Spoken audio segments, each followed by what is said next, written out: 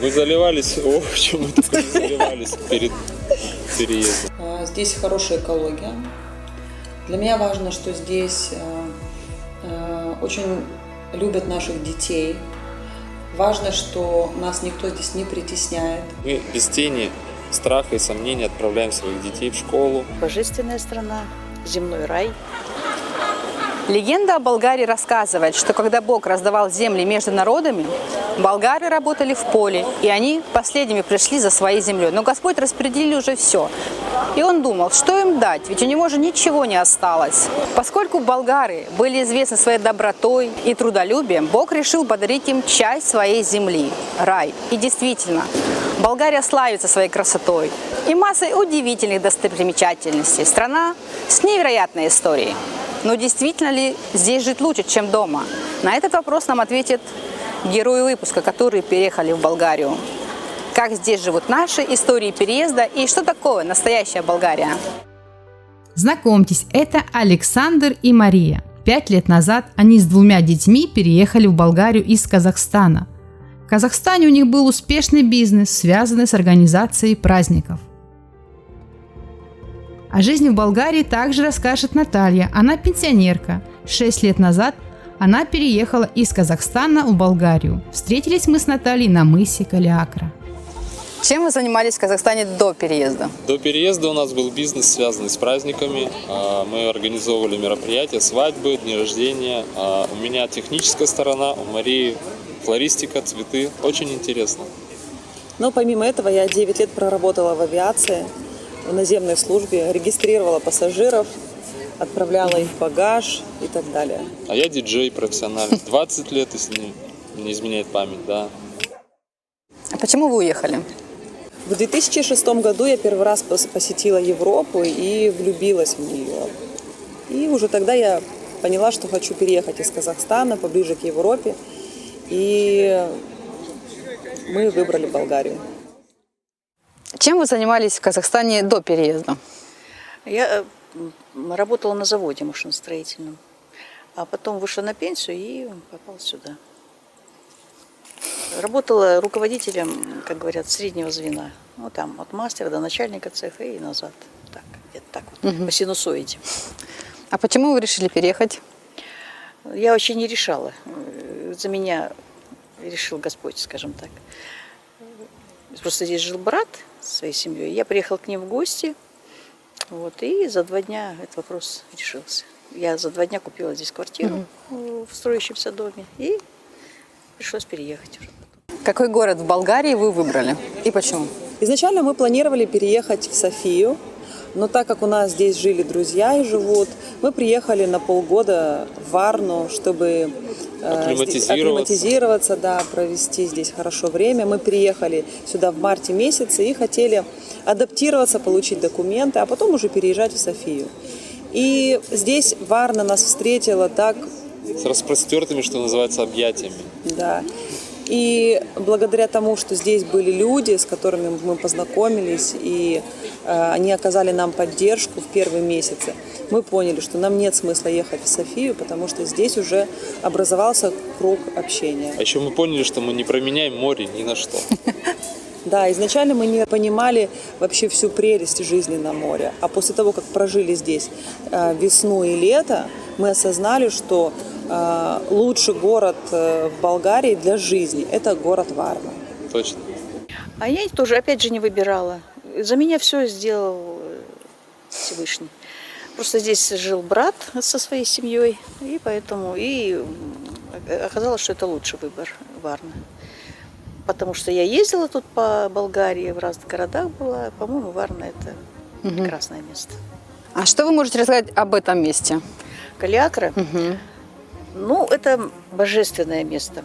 Здесь какая-то энергетика. Ну, вот я немножко прочитала про это место. Значит, оно было заселено еще в IV веке до нашей эры. Значит, здесь были фракийцы, и римляне были, и турки были. Кстати, она последняя сдалась туркам. Здесь было довольно густонаселенное место. Ну, судя по раскопкам, можно это понять. И здесь какая-то энергетика. Вот очень мне нравится здесь энергетика. Не знаю, я тут восхищаюсь, можно сказать. Очень. И мало того, что красивый, потом он сейчас как идет как государственный заповедник. Говорят, здесь можно увидеть дельфинов, бакланов. В общем, просто мне здесь нравится очень. Сколько лет вы прожили в Варне? Ровно 5,5 лет. В Варне я прожила вот в этом году 6 лет. А можете немного рассказать о Варне? На мой взгляд, Варна самый красивый город на Черноморском побережье Болгарии. И я чувствую его душу этого города. Я знаю все его улицы уже и полагаю, что я люблю этот город. Но я бы хотела добавить, что Варна – это как домашние разношенные тапочки. Этот город называют именно так. Почему? Потому что он очень комфортный для жизни. Он расположен таким образом, что ты вроде бы и в центре находишься, вроде бы и за городом, и в любую точку Варны можно доехать за 15 минут. Поэтому и для детей, и для взрослых, и развлечения, и обучение, все находится в центре. Небольшой, уютный городок. Да. Что вы знали о Болгарии до того, как сюда переехать? Я ничего не знал, я доверился жене, и я не прогадал. Я знал, что Болгарию называли 16-й республикой Советского Союза, знал, что здесь море, что здесь тепло. И, в принципе, я знал, что болгары очень хорошо относятся к русскоязычным людям. И это действительно так. А можете немного рассказать о Варне? А Варне? Ну, Варна – это тоже очень старый город. Получается, упоминание первое о нем в VI веке до нашей эры. Заселили его сначала греки. Греческая колония была, Одессус называлась. А потом тоже и византийцы были здесь, и русские, и Османская империя. Вот. С очень богатой историей город. Исторические там есть какие-то музеи, это считается культурным центром. 3-й по населению город в Болгарии. Какой-то народ здесь особенный живет, насколько я вот так слышала. Какая-то народность такая болгарская живет. А что вы знали о Болгарии до того, как сюда переехать? Почти ничего. Ну, кроме того, что нам рассказывали при советской власти, ничего не знала. Страна на Балканском полуострове, небольшая, с хорошей природой, с хорошими курортами, потому что советские люди, кто мог, ездили сюда отдыхать. Как встретила вас Болгария? Мы приехали весной, было холодно. Пока еще было непонятно, как здесь по погоде и как вообще будет. Но потом, со временем, стало все расцветать, теплеть. Мы очень любим лето, мы очень любим купаться. И сейчас даже вот конец октября, мы сегодня были на море, плавали, замечательная погода. Я могу добавить, что Болгария нас встретила от лица людей очень хорошо, потому что когда мы в первые дни отвели нашего ребенка, нашу старшую дочь, в школу, ее приняли, ей дали новые учебники, и мы видели, что нам люди рады. Мы начали заниматься оформлением документов для того, чтобы здесь официально пребывать, и то мы не встретили никакого сопротивления. И исходя из этого я могу сделать вывод, что Болгария нас встретила очень хорошо. С какими сложностями вы столкнулись, когда сюда переехали? Ну, первая сложность – это сезонность.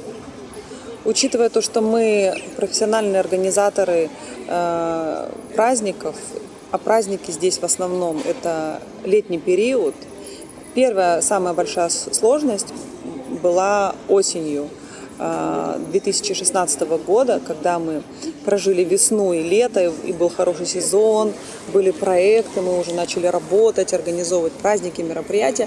Первая трудность – это уехали туристы и уменьшился приток финансов.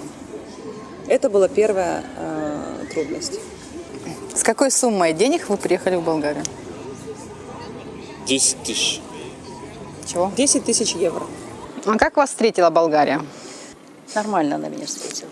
Потому что я уже сужу по родственникам, родственники меня встретили очень тепло. По крайней мере, она мне сразу понравилась, потому что здесь очень доброжелательные люди. Правда, я приехала первый раз в отпуск, это был январь 2014 года, тогда все обледенело, было достаточно холодно. Но по сравнению с Карагандой, откуда я приехала. Где? в Караганде. Конечно, это было очень красиво, потому что все листики так льдом покрылись. И я еще все переживала, думаю, а живут ли эти деревья? Останутся ли они живы весной? Нет, потом приезжаю, все живо, здорово, очень замечательно. Хорошо меня встретила Болгария. Поэтому, если бы она меня плохо встретила, я бы, наверное, не приехала. А с какими сложностями вы столкнулись, когда переехали сюда? Да, в принципе, никаких сложностей, потому что я же пенсионерка, я вышла на пенсию, поэтому сюда переехала. Поэтому как бы у меня не было проблем с работой. Ну, конечно, финансовые проблемы были. Поскольку я купила квартиру в строящемся доме, дом еще не был достроен, поэтому мне пришлось месяца 4, наверное, жить на квартире там, где-то доплачивать, не хватало денег в какой-то момент. Ну, в принципе, потом все разрешилось, слава богу. Квартиру купила. Ну, получается, в общей сложности где-то 33 тысячи евро. А с какой суммой денег вы приехали в Болгарию? Ну, вот с этой и приехала. Да. Примерно ориентировочно получается где-то 35-36, может быть, чуть, ну, наверное, 40 тысяч начально было. 40 тысяч, потому что я на что-то же мебель покупала. Вот если так, 33 тысячи квартира, плюс мебель, там, установка, все это. Ну, да, где-то 40 тысяч евро было изначально. Что не нужно делать в Болгарии по приезду? Расслабляться и тратить много денег. Да, расслабляться и тратить много денег. То, что сделали мы. Мы приехали и с удовольствием начали спускать все деньги, ездить по всему побережью, изучать на таком расслабоне. Поэтому в первую очередь не нужно тратить все деньги и расслабляться, да, согласна. Какой город для жизни, по-вашему, лучше, если была бы такая возможность, вы выбрали другой бы город, не Варну? Может быть, Пловдив, но там моря нет. Нет, я бы не променяла Варну. Я тоже. Но Пловдив нам тоже очень нравится, город. Ну, если выбирать придется, то первый это Пловдив. А что не нужно делать в Болгарию по приезду? Не надо торопиться. Вот торопиться точно не надо. Потому что я приехала, что-то мне надо вот срочно эту бытовую технику купить.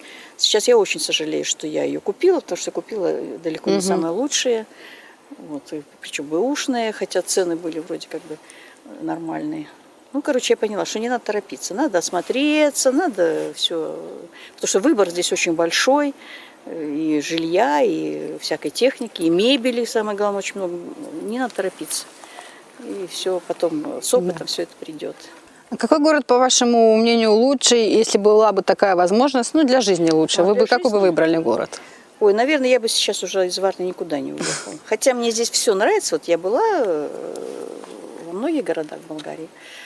Они мне все нравятся. И Пловдив, и Великотырново, и София, и маленькие города, там Бургас, и Несебр.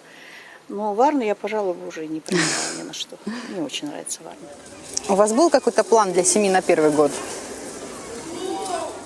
У нас был бизнес в Казахстане, который приносил нам доход, и поэтому основная задача была наладить процессы онлайн, удаленно нашей работы в Казахстане. И развить здесь, что называется, филиал нашей компании, что мы с успехом и сделали. Знали ли вы болгарский до переезда? Это интересный вопрос, так как после того, как мы оформили все документы, нам пришлось немножко учить язык, и я даже записал CD-диск в машину и слушал, ездил очень много. Какие-то слова, конечно, запомнились, остались, но по приезду нам пришлось здесь брать уроки, курсы, и они очень помогли нам в дальнейшем. Как у вас происходила адаптация с болгарским языком? Ну, на мой взгляд, все очень легко и просто. Мы взяли репетитора, 3 месяца ударного болгарского, что позволило уже буквально в первые месяцы начать общаться с болгарами. И поскольку Варна – это такой русскоговорящий город, очень многие болгары говорят здесь на русском языке, мы не испытывали никакого притеснения и проблем. Как сейчас у вас обстоят дела с болгарским? Супер, И налитока? Да, все очень даже прекрасно, общаемся, может быть, с акцентом. Не может быть, мы говорим с акцентом, но нашего болгарского достаточно, чтобы общаться, писать, слышать, даже смотреть фильмы. Ежедневно общаемся с болгарами, причем именно на технические темы приходится. Понимаем друг друга очень, нас скажем так, не притесняют в этом плане. Идут навстречу всегда. Даже не исправляют. Ждут, пока мы сами скажем правильное слово. Более того, болгары умиляются, когда слышат, что русскоговорящее население говорит на болгарском языке, и им это очень нравится. Они никогда, кстати, не исправляют и не осуждают, что дает такое желание... Поддержку. Да, они дают поддержку, и ты не чувствуешь себя как-то ущербно, и ты начинаешь говорить все больше и больше. А знали ли вы болгарский язык по приезду? Нет, конечно, ни одного слова. Даже простейшие слова я не знала. Здесь уже начала изучать. И очень это было несложно поначалу, как казалось, потому что он очень похож на русский язык. Как у вас происходила языковая адаптация? Вот, как ни странно, очень хорошо, потому что люди моего возраста, болгары, они практически все владеют русским языком. Вот. И поэтому, когда я начинала там что-то говорить по-болгарски, они мне так, не мучайся ты, давай по-русски лучше говорить. И говорили по-русски. А я даже их обвиняла иногда некоторых. Вот говорю, из-за того, что вы говорите по-русски, я не могу выучить болгарский язык. Вот. И как сейчас у вас дела обстоят с болгарским? К сожалению, не очень хорошо, потому что очень мало у меня общения, как ни странно, с болгарами. Потому что я такой человек, интроверт. Да, все в себе, поэтому не очень хорошо. Я стараюсь, учу так потихонечку. Общие так где-то в общественных местах я, конечно, могу объясниться. И понимаю я лучше, чем говорю. Да, что вы посоветовали людям, которые переехали в Болгарию, нужно учить язык болгарский? Обязательно. Обязательно. Вообще, даже если вы будете в своей среде обитать, язык страны, в которой вы... Это вот ошибка очень наших людей, которые живут в республиках Советского Союза. Вот, например, я приехала из Казахстана, у нас практически никто не владел казахским языком. Никто. Причем принципиально. Мне кажется, это отвратительно. Конечно, язык надо знать той страны, в которой ты живешь. Да. Обязательно.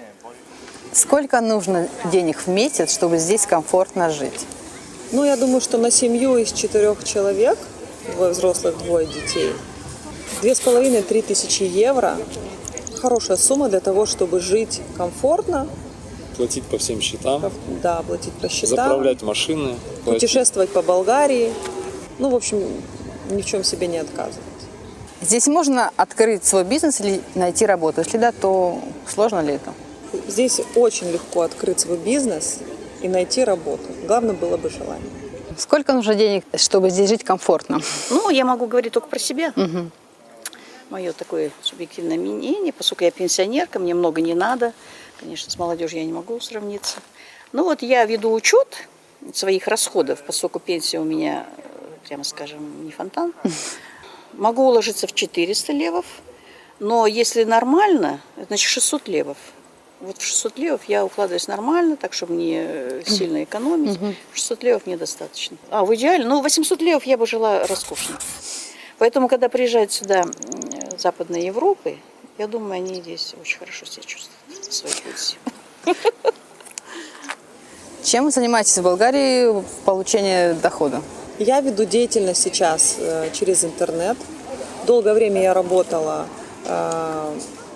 офлайн. Мы проводили праздники, мероприятия. Я работала как декоратор, флорист. Но последние 2 года я веду деятельность через интернет. Я христианский консультант, учусь сейчас на коуча, и вся моя деятельность так или иначе находится в онлайне. Но помимо этого у меня есть бизнес офлайн. Мы шьем и реализуем антибактериальное белье на Болгарию и на всю Европу. А я являюсь специалистом по укладке сетевых коммуникаций, помогаю своей супруге в технических моментах, маркетинг, раскрутка, упаковка продукта. Также меня очень часто зовут на различные мероприятия в качестве диджея или какие-то технические моменты. И скоро открывается очень большой проект, очень большой клуб, где меня пригласили в качестве звукоинженера. Вопросы, интересующие пенсионеров. Как вы получаете пенсию в Болгарии? Мне на карточку там переводят в Казахстане. Она международная карточка, виза. А здесь я получаю через банк. Вот все, здесь нет проблем. Я знаю, что у россиян там возникают проблемы, потому что им там переводят на какую-то карточку одну, потом они должны переводить на другую карточку. У нас это проще получается пока. Сколько вы зарабатываете? Ну, последний чек, который мы получили, это 2000 евро за прошлый месяц. Отличается ли чем-то интервью о приеме на работе в Болгарии? У меня достаточно интересное интервью получилось. Мы сидели с работодателем в кафе, пили кофе и непринужденно разговаривали, общались. У меня такого интервью никогда еще не было, поэтому для меня это первый опыт. Вы купили квартиру или ее арендуете? Если купили, то какая цена, если не секрет? 4 года мы прожили на съемном жилье. В прошлом году мы продали свое жилье в Казахстане. И в этом году мы купили квартиру. Мы взяли ее в рассрочку у застройщика на 2 года с очень хорошими условиями.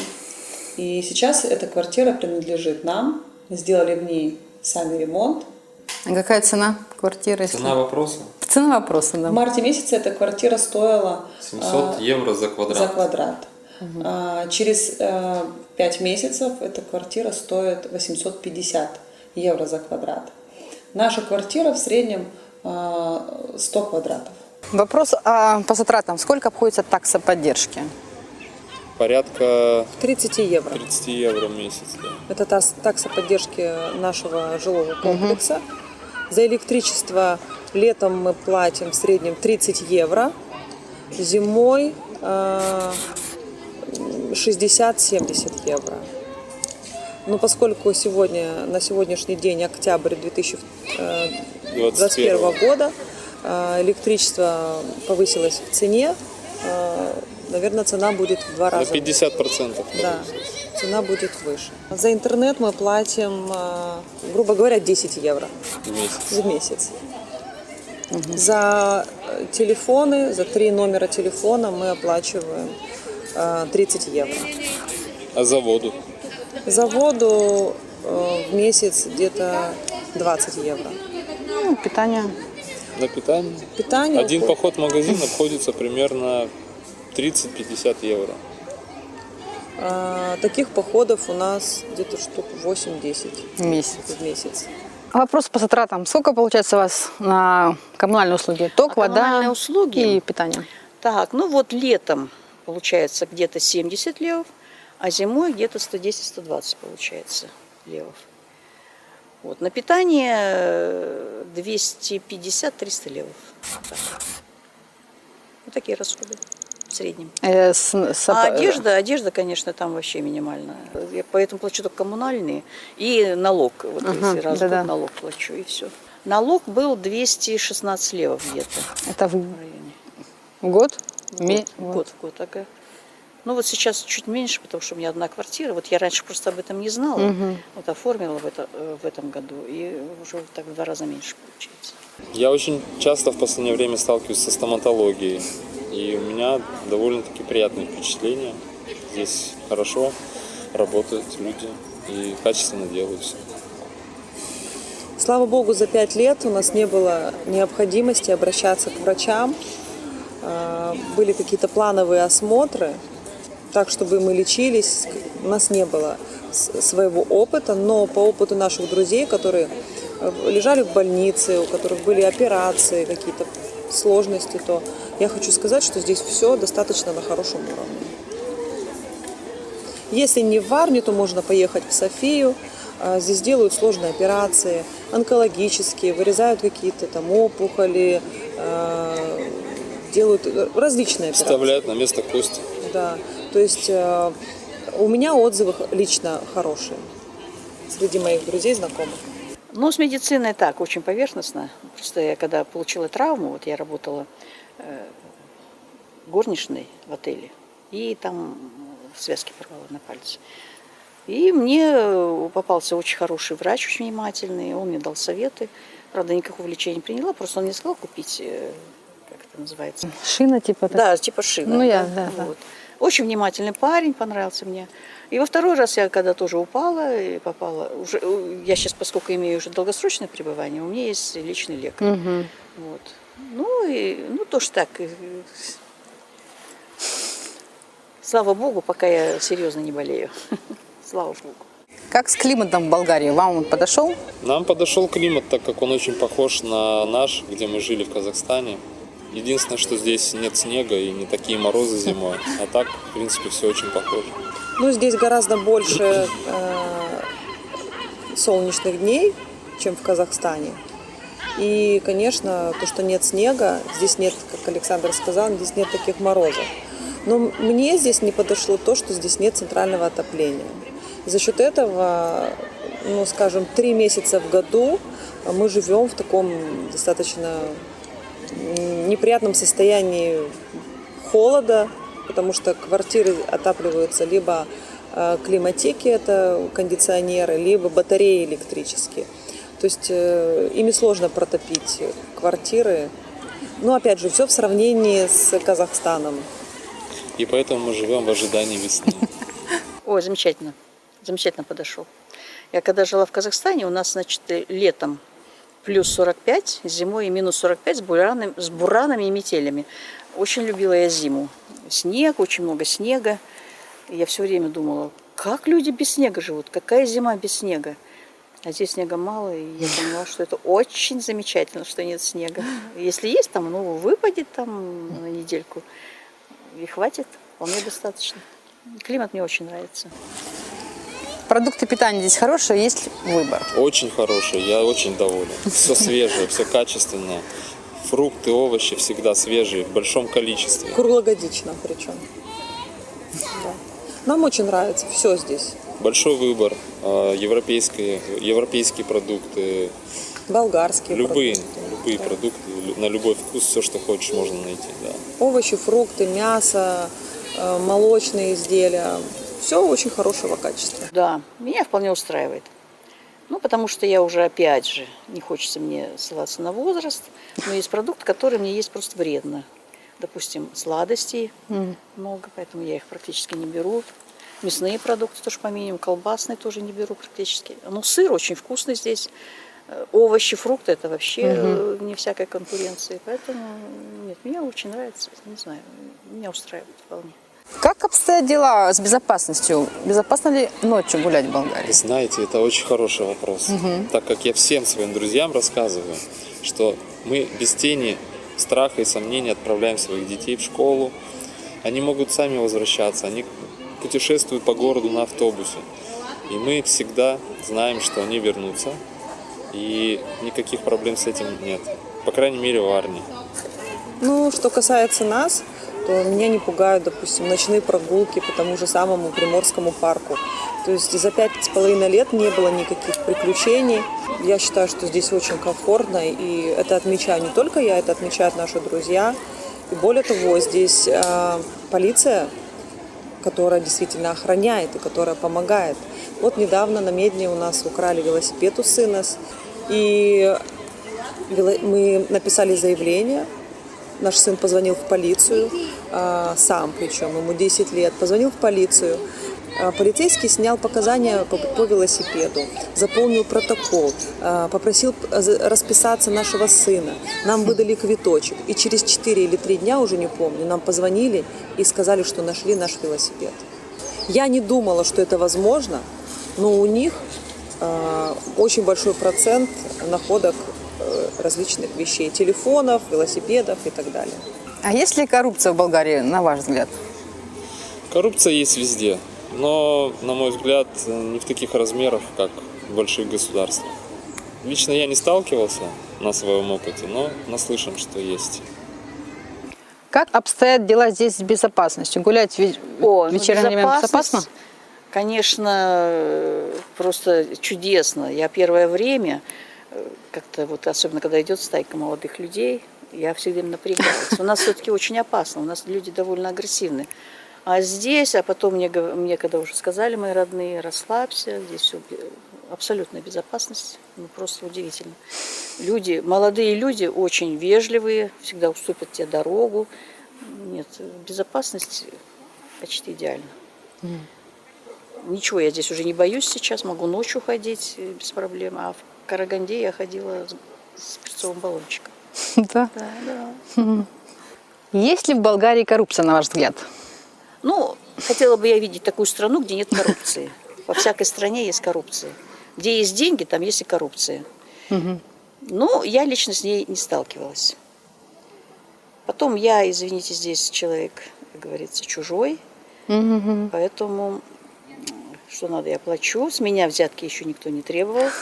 Поэтому у меня отношение вполне лояльное. А уж есть глубинная там какая-то коррупция. Я думаю, болгары сами разберутся. По каким документам в Болгарии можно находиться? На каких основаниях? Мы переехали сюда на основании представительства. У нас, как я уже говорила ранее, компания по оформлению и организации праздников в Казахстане, Саша Маша. На этом же основании мы открыли здесь представительство. И все 5 лет мы пребывали именно на этом основании. Также здесь можно находиться на основании студенческой визы, на основании, если ты устраиваешься здесь на работу, то есть у тебя есть трудовой договор, на основании замужества либо женитьбы. Ну, вот я знаю такие основания.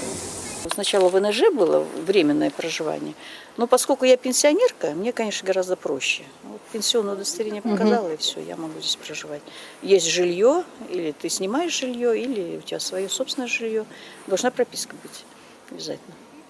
Поэтому мне проще, я не могу судить обо всех. Но я знаю, что те, кто молодые, им, конечно, проблемы. У них должно быть там место работы, там сложнее намного. Так что у меня это все гораздо проще оказалось. Очень удачно. Сколько процентов ипотека?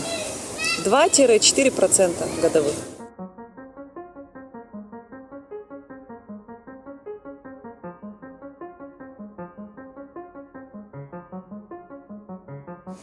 Что вы скажете об менталитете болгар? Какая самая большая разница от нашего? Я только вчера размышляла на этот вопрос, и, на мой взгляд, самая большая разница в том, что в Болгарии не хватает смекалистости. То есть нет такой смекалки. Предприимчивость. Да. Но это мое такое субъективное мнение. Что обсуждают болгары? Политику в стране, спорт или что-то еще? Чаще политику. Политику. Как и везде, наверное, сплетни о политике. Очень редко о спорте, практически не слышал. В основном политика, повышение цен, протесты, пандемия, безработица. И очень часто болгары поднимают тему турецкого ига. Болгария 500 лет была под турецким игом, и поэтому для них это их история, и они постоянно отдают дань этому времени, тем людям, которые освободили их из-под этого ига. И, насколько я знаю, очень часто в разговорах ведутся разговоры. Что вы скажете по поводу ответа болгар киванием головой? Ну, я уже сама так делаю. Я уже поймала себя на мысли, когда меня спрашивают, у тебя есть там что-нибудь? Я говорю, нет. А когда говорят, ты хочешь купить это, пойти туда? Я говорю, да. Но вначале меня это очень сильно смущало, поскольку, когда я приходила в магазин и спрашивала, у вас есть то-то, то-то? Она сначала машет, а потом говорит, не. Я уже в этот момент обрадовалась, уже приготовила деньги, да, не. Конечно, это смущало, но сейчас мы уже понимаем эти все моменты. Но на самом деле не все болгары машут так головами. Что вы можете рассказать об образовании в Болгарии? Но если сравнить его с образованием постсоветских стран, то разница, конечно, большая. Разница в чем? Например, в Казахстане, когда наша дочь училась, во 2 классе ее заставляли считать каждую клеточку и в определенные клеточки писать домашняя работа, либо классная работа. За то, что она сдвигала клеточку, там просчитывалась, ей снижали на полбалла оценку. В Болгарии это отсутствует. С одной стороны, это хорошо, поскольку дети совершенно не заморачиваются. И, начнем с того, что у них математика в линеечку. И они в спокойствии, они могут перечеркивать что-то. То есть это их тетрадь и это их творчество. в Болгарии их не ругают за это. Вот, например, наш сын, он пишет, например, на одной странице, потом он перелистывает 2 страницы вперед и пишет следующее. Потом может 3 страницы пустых перелистнуть, еще пишет. И таким образом у него заполнена вся тетрадь, но примерно 70% тетради пустой. Ну, я не знаю, вот у него такой вот пунктик в его жизни. Я не видела, чтобы за 4 года его за это ругали. Да, возможно, для нас это непонятно, потому что мы с постсоветского пространства, и у нас должно быть все четко, под линеечку, но здесь к этому относятся очень лояльно. Для меня это большой плюс, поскольку если бы мы начали нашего сына за это журить, либо как-то его притеснять, то, возможно, мы бы натолкнулись на какую-то проблему с ним. Ну, что-то в голове у него происходит, и я вижу, что учителя относятся лояльно к этому, к таким вопросам. Они перечеркивают, зачеркивают, где-то как-то, может быть, пишут грязно. Да, на самом деле это дико нам, особенно, опять же, повторюсь, с постсоветского пространства. Но я вижу, что они подходят к каждому ребенку индивидуально, они уважают, они не ломают детей. Для меня это большой плюс. Также меня очень впечатляет тот факт, что наши дети очень хорошо знают географию и историю, поскольку здесь ее преподают так легко и просто, что, например, наш сын, на тот момент ему было 8-9 лет, он уже знал границы, с чем граничит Болгария, какие страны, историю хорошо знал, потому что ему это интересно. Я ссылаюсь на то, что очень интересно преподают информацию. Также, что касается языков. Как я уже говорила ранее, в Болгарии очень хороший уровень обучения английскому языку. Многие дети выпускаются после 12 класса, и они говорят, и они понимают английский язык. Более того, они говорят без акцента. И для меня это большой показатель. Добавок могу сказать, что сильно развит спорт в стране, особенно футбол. Очень часто видишь какие-то надписи даже на стенах, и тут очень идентичность одинаковая с постсоветскими странами. Даже названия футбольных команд одни и те же. ЦСКА, Спартак. И болгары очень любят футбол, и вот сын наш тоже увлекся и прям очень показывает хорошие результаты. Ну и, как я также говорила ранее, в Болгарии очень много студентов с разных стран Европы, кстати, и восточных стран, которые учатся на стоматологов, в медицинском институте. Почему? Потому что это котируется. И образование на английском языке. Для меня это большой показатель. Давайте поговорим о болгарах. Какой им менталитет, чем отличается от нашего? Ну, как говорят, я уже слушаю, поскольку я была там в Пловдиве, в Софии, вот они, и когда говоришь, что ты из Варны, ну, они говорят, что это совсем другой народ. То есть нельзя всех под одну гребенку. Они очень разные все. Но что мне в них нравится, что это нет абсолютно никакой агрессии. Вот, достаточно доброжелательный народ, на мой взгляд. По крайней мере, я вот агрессии вообще не встречала. Просто удивительно. Ну, спокойные, очень спокойные. По сравнению с нашими, не знаю, что наших гложет, почему они все время вот готовы взорваться, а здесь я иногда смотрю, думаю, ну вот сейчас он взорвется, сейчас взорвется, там какая-то ситуация там на дороге или еще где-то, нет, спокойно все это переносит. Мне кажется, вот это отличие, что они очень спокойные. Не знаю, может внутри у них там бушует океан, но чисто внешне, не знаю, мне очень нравится. Хотя в некоторых местах они похожи, конечно, на нас, ну, как все люди. Ну, не знаю, по-моему, хорошие люди, болгары. По крайней мере, я за 6 лет не встречала, чтобы ко мне было какое-то... Потом, знаете, все-таки вот национальный вопрос. У нас вот, допустим, все-таки, вот я просто иногда удивляюсь, спрашиваю, ты какой национальности? Ну, какое ваше дело? Это что, определяет человека, что ли? Ну, вот у нас как-то принято. Ты какой национальности? И сразу они, наверное, решают для себя, что такой человек нехороший или хороший. Здесь меня не спрашивает никто об этом. И мне это очень приятно. Ну, не знаю, мне кажется, это очень доброжелательные люди. Что обсуждают в Болгарии? Спорт, новости, как по-вашему? Как все люди. Но я заметила, вот я политику. хожу в парк, да, очень любят они о политике говорить. Как будто разбираются в политике. Ну, как наши. Ну и не только. Какие главные плюсы и минусы в Болгарии для своей семьи вы видите? Для меня основной плюс – близость моря, качество продуктов, относительно дешевизна жизни. Ну, сейчас, конечно, подорожание уже произошло, но тем не менее, очень нравится качество продуктов. Это прямо номер один для меня. Для меня важно, что здесь хорошая экология. Для меня важно, что здесь очень любят наших детей. Важно, что нас никто здесь не притесняет. С нами считаются, с русскоговорящим населением болгары считаются. И за все 5,5 лет жизни я не услышала в свой адрес никаких националистических таких высказываний, каких-то таких мотивов. Поэтому для меня это важно. Также очень важна близость Европы. Есть возможность учиться и получить европейский диплом. Здесь очень хорошо развита медицина, имеется в виду обучение медиков. В Болгарию, в частности, в Варну приезжают учиться люди со всей Европы. Поэтому для меня вот это приоритет все-таки, что здесь. Кстати, безопасность тоже такой момент. Во всяком случае, в нашем городе Варна здесь достаточно безопасно. А главные плюсы и минусы в Болгарии какие вы видите для себя?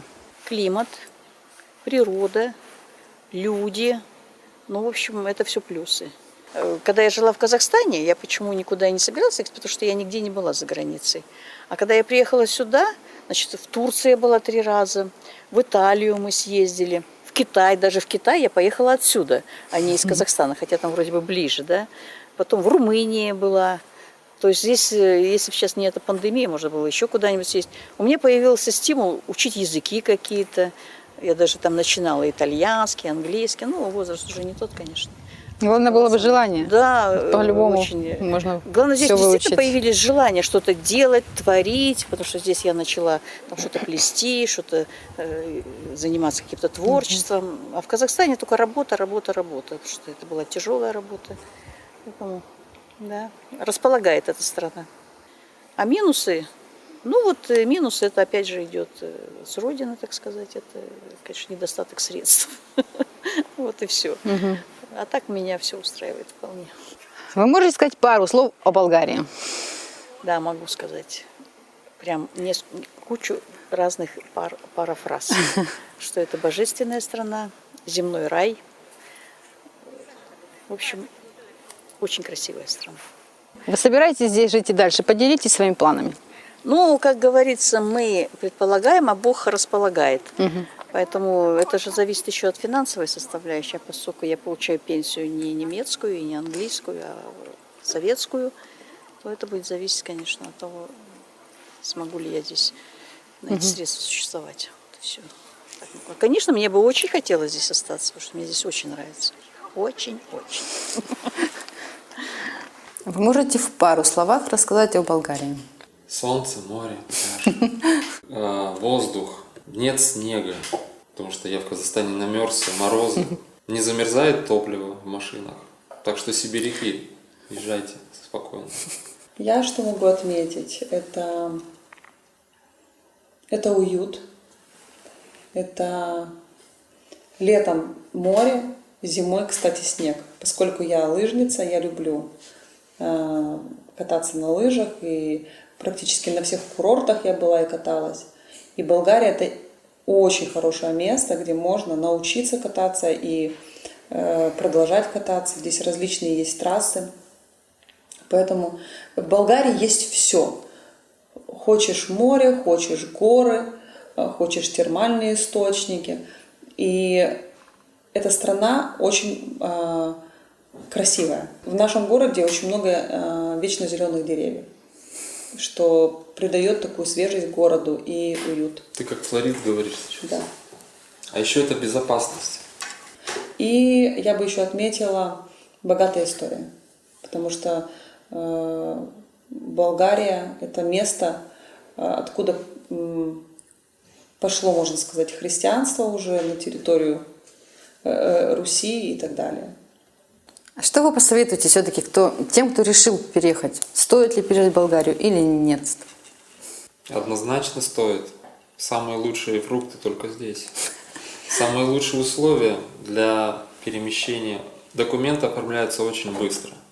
Ребята, не пожалеете, приезжайте в Болгарию. Здесь круто. Ну, я, в свою очередь, хочу прочитать свой рассказ, который я буквально на этой неделе написала. Это история про двух сестер-близняшек. Они родились в обычной советской семье, носили одинаковые вещи и имели равные возможности. Но с течением многих лет между ними образовалась пропасть, поскольку одна из сестер, ее имя Вера, была очень успешной и богатой. Она была замужем, имела детей, всегда выглядела с иголочки. Она носила роскошные шелковые платья, всегда с укладкой, от нее веял нежный запах парфюма. Она с любовью трудилась как на работе, так и у себя дома. В ее доме царил уют и мир. Ей с легкостью удавалось создавать в доме комфорт и праздник. Запах свежих пирожков и супа не покидал его никогда. В гостях у Веры постоянно было много людей и слышен радостный смех детей. Вера обладала способностью радоваться жизнью, что давало ей силу и энергию. А самое интересное, что у Веры всегда был финансовый достаток и рост. Деньги как магнит прилипали к ней, что давало ей возможность быть богатой на всякое доброе дело.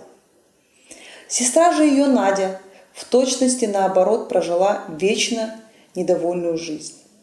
С претензией к жизни она демонстрировала совершенно иной образ жизни.